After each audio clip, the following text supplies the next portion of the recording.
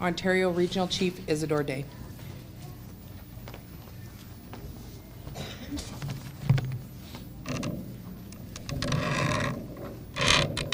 Mujo.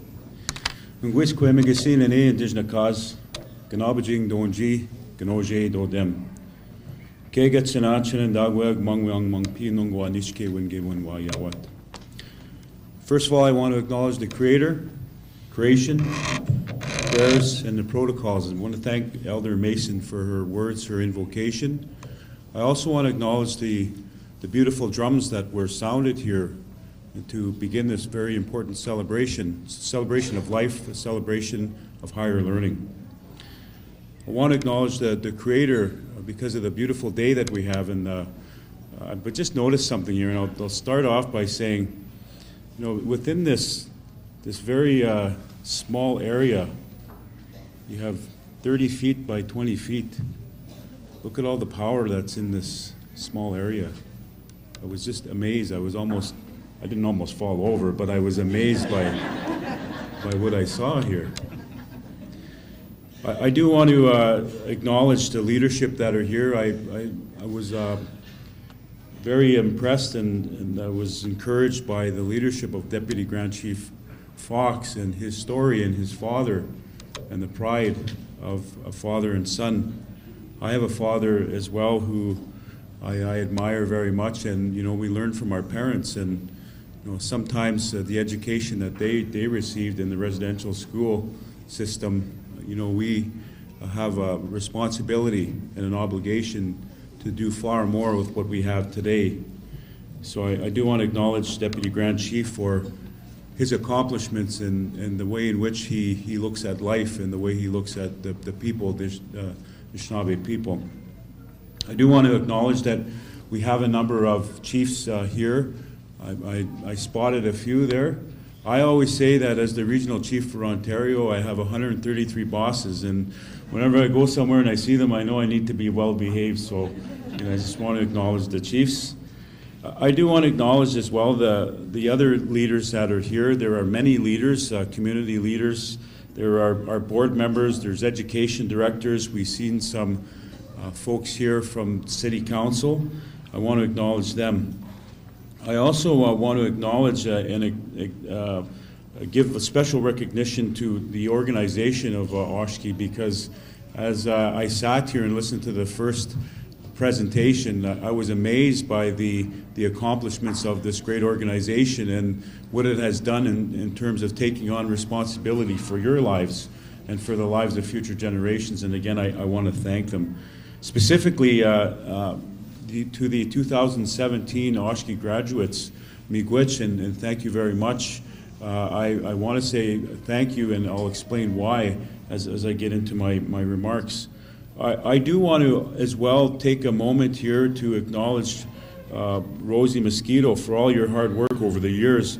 Oshki means a new beginning, as we know. The Oshki logo symbolizes a new beginning of life for those who pursue an education to improve their lives and others. Rosie, you and your staff are responsible for supporting so many of their chosen paths since this great institution opened 16 years ago. And I understand there's even more of a history than just 16 years. There was an inception that began long before that, as spoken by former Regional Chief Charles Fox today. You are responsible for inspiring and igniting passion for learning and the cultural awakening of who we are as Indigenous people.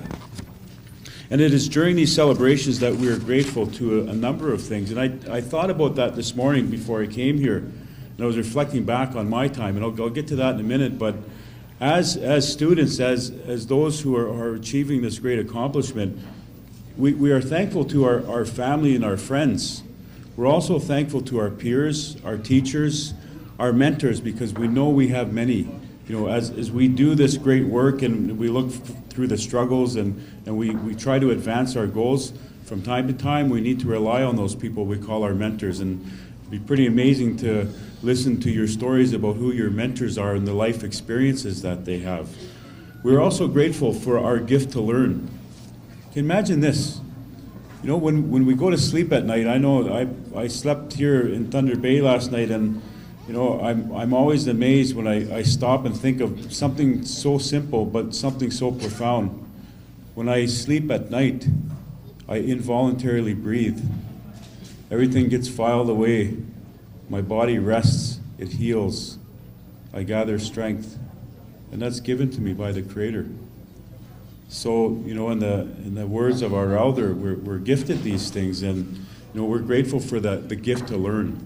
Like, why is it we're able to take in so much and we accumulate all this very important and amazing learning information, and then we later transfer that to the rest of the world? Our healthy feeling of pride. I think it's important to acknowledge that. There's a difference. I sometimes grapple with this issue we call ego, and we have to sort that out. But we know for sure that when we accomplish these things as learners, that we deserve to be proud of what we've accomplished. And this is Deputy Grand Chief Fox has indicated that, and I think that the pride that you feel, that's yours. You deserve that. Also, our struggles, our success. These successes become the basis for stronger families, stronger communities, and stronger nations. You know, and I again want to acknowledge the insight, the wisdom, and leadership of Rosie Mosquito. In the earlier celebration with the signing ceremony of Sioux College, the last thing that she said was that this ultimately is going to help our nation-building process. So it should be known by you that what you're actually doing is making the nation stronger. These successes will help you in times of struggle and help you to celebrate the success of others. Mr. Batiste talked about that. Earlier, he talked about this is not about us. Eventually, we get to that point that we service and we provide to those around us. So we recognize that our success really is also there to help others celebrate success. You making the grade makes life better for so many on so many levels. And let me ask you these questions. I have 3 questions for you, okay? The first question is, with this great accomplishment, how do you want to be recognized, represented, and remembered? Okay? With this great accomplishment, how do you want to be recognized, represented, and remembered? And I think it's important to ask yourself that question and find that answer, because you've invested your time. You will be investing in the families, into the communities, into lives. You'll contribute to Canada, your nation, and you're going to have to engage with what you've learned here. So how do you want to be represented? The second question is, what is most important to you as you seek your next life priority and effort? You know, I thought to myself as I'm sitting here, life is one big course. We know that. We're told this by the elders. So you've got something else next. There's always a great effort, something else we need to do. So what is yours? The last question is, what is most important to you as you seek your next life? Third question is, who can you be of service to with this new achieved gift of higher learning? And again, I spoke about that already, but I think it's important to remind ourselves that as we learn, as we gain something, it's always for that to give it away. Let me extend to you as a representative voice of 133 First Nation chiefs and First Nations in the Ontario region. We are grateful for you, and we are humbled for what you have accomplished and what you've done for so many. The fact that so many of you so many of today's graduates are mature students really does mean a lot today in terms of marking a new beginning in your life and others. I myself was a mature student. I would not be standing here today if it were not for the life-changing skills obtained from a very similar school, the First Nations Technical Institute. And again, I just want to share a little bit about my own personal story.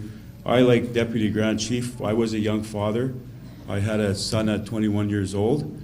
I had another son after that, and my journey was also one where about 25 years ago or a little more, You know, I had to make a decision in my life. You know, I had to put that old life away if I wanted good things. If I didn't want to end up, you know, dead in an institution, incarcerated, I had to make a decision.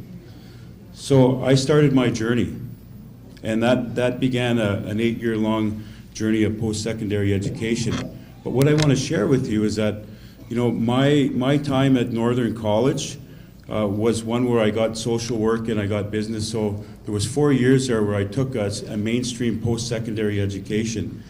And then the next 4 years of my education was through First Nations Technical Institute, where we worked with an organization like Oshki. And there, the people understood that we had life challenges, that as mature students, as young parents, you know, we had a life, that we also needed to work and that we also needed to put food on the table for our young families. And I can't express enough how grateful I am to the work of Oshki and those organizations that do this, that recognize that sometimes we have those types of challenges, and the way in which our lives have brought us to where we're at, that we need these types of organizations. And I bet you that I have an experience that is not that unsimilar to yours, where this is probably going to be a great memory, but also a great foundation for your future. So I just want to again extend my appreciation to Rosie and all those that work in these types of organizations. The message that I want to deliver to the graduating class of 2017 is never to forget who you are, never forget where you came from, and never give up on your dreams. Most importantly, never stop informing and educating others about our First Nation culture, history, and our rights as original people of these lands. We need to add your voices in our continuing struggle to become equal partners in one of the wealthiest countries in the world. And I might go as far as saying this, that many of you sitting here today, of the 51 students, some of you are going to be saving lives. You're going to have a direct effect on saving somebody's life. You're also going to help build communities. Some of you are going to contribute to great economies that make quality of life much stronger in our communities. And most of all, I think that many of you are going to help put a smile on a child's face. That's incredible. So on behalf of 133 First Nations and the chiefs in our communities, I want to thank you, and it's an honor to be here, part of this great celebration. Good luck in your future endeavors. Miigwech.